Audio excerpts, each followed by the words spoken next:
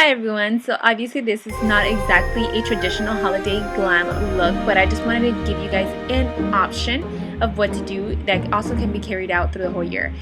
We're going to begin with the Morphe 35O palette, and using this color with a fluffy brush, we're going to be applying it all over the crease up to the brow bone. Just go back and forth until you feel satisfied. Now taking this next color, also from the same palette, and a fluffier but thinner brush, we're going to be applying it to the crease, just not all the way up to the brow bone. We just want to focus it in that area. Just go back and forth and apply more if you need to.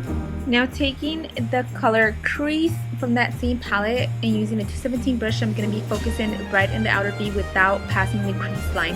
So I'm going to feather it in from the outer part into the inner part of the eyelid. So I'm just going back and forth and applying more as I go along. I'm building the color gradually rather than actually putting a heavy amount and then not being able to take it off. Now taking the eyelid color, I'm going to be using a flat brush to apply it all over the eyelid without passing the crease area.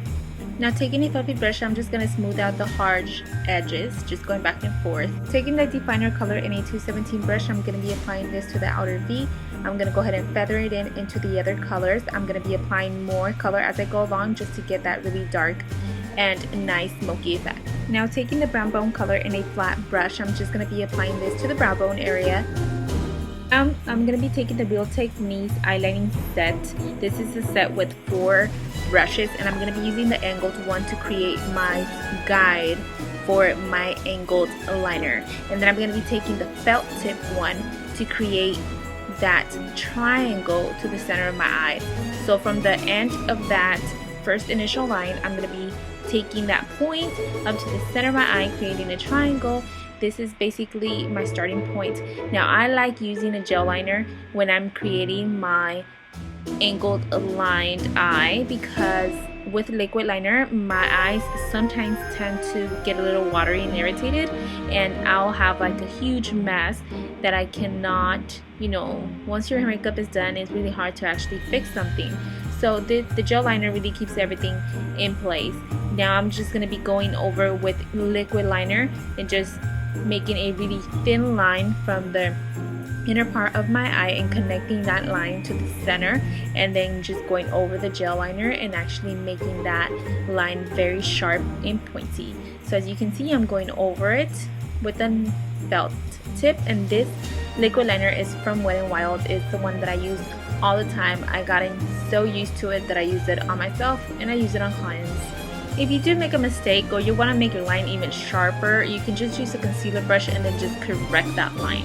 Now I'm taking the pointed liner brush and going into the definer shade from the Wet n Wild palette, and I'm going to be applying it to the lower lash line. Now I know that you have noticed that I probably did not do the lashes, or not on camera, but I know most of you guys know how to do that, so I decided to skip that part.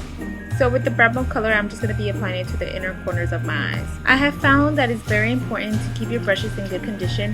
One of the very important things to do after every use, especially after using gel products, is to actually wash your brushes, especially your liners, because they will thicken up and they'll add so much junk to them that you will not be able to actually maneuver them when doing a very thin eyeliner look. So what I'm doing here is I'm using the Real Techniques Deep Cleansing Gel, and I'm just soaking my brushes in there, and I'm making sure that I apply a little bit on the tips of the brush, wet them with lukewarm water, and then I'm going to be going in circular motions until everything comes out, and then rinsing it off with the lukewarm water and setting them to let them dry.